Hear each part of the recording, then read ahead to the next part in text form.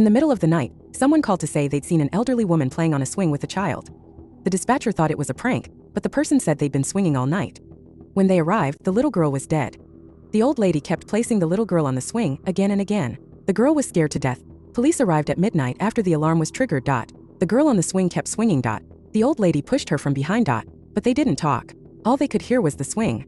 Oh, the scene became strange. Ma'am, please stop and cooperate with the investigation.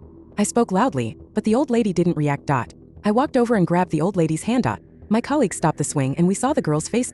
Her skin was pale and her face was twisted. She looked scared. The girl's body was stiff and her skin was pale. It seemed she had stopped breathing. The old lady next to her seemed strange. She woke up and tried to break free from my grip. What are you doing? Why won't you let her play on the swing? Oh, then she muttered to herself. It was bright just a moment ago. How did it get dark so quickly? I wondered how it could have been bright just a moment ago. It was midnight now. When she saw the little girl on the ground, she panicked and rushed over, hugging her and calling out to, "Gracie, are you asleep? Gracie, wake up." Seeing no response from the girl, she burst into tears. Oh God, how am I supposed to explain this to your father? My colleagues and I looked at each other. This person seemed to be the little girl's grandmother. Oh, this case was too bizarre, so we took her back to the police station. The dead girl was 10-year-old Grace Winton, the granddaughter of the elderly woman. The forensic scientist will confirm the cause of death.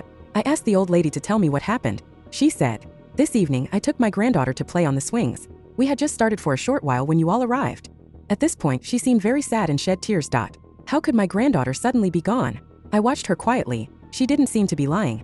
Oh, but the short while she mentioned was actually nearly 6 hours. I thought the old lady in front of me might be mentally ill. I asked her to confirm. Your granddaughter has been on the swing for almost 6 hours. She looked astonished. What do you mean? We only played for half an hour. I thought the woman might have dementia. She forgot what time it was and kept taking her granddaughter to the swing. The girl realized something was wrong and wanted her grandmother to stop, but the grandmother didn't react. The girl was scared on the swing. Oh, the man who reported the case said he went downstairs after dinner at 6 and saw the elderly woman and the girl swinging. The girl was laughing, so she was still alive.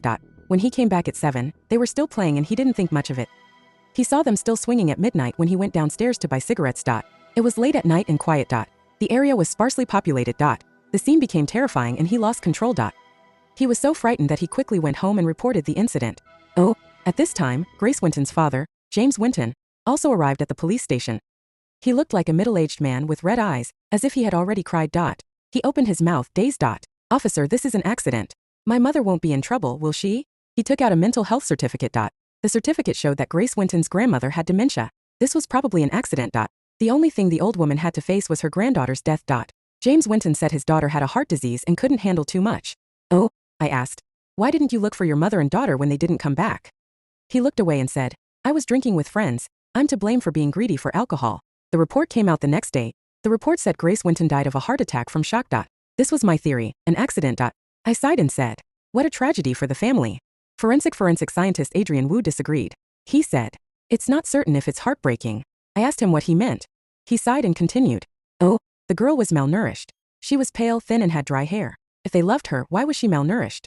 Adrian Wu took a sip of water and continued. "My tests show the girl died between 5 and 7 yesterday afternoon. You said the informer first saw them around 6 p.m., but between 5 and 6 o'clock, their whereabouts are unclear. You mean the girl might have died between 5 and 6, and the swing wasn't the first crime scene?" Adrian Wu nodded. But I quickly dismissed Adrian Wu's view. I apologized by patting him on the shoulder.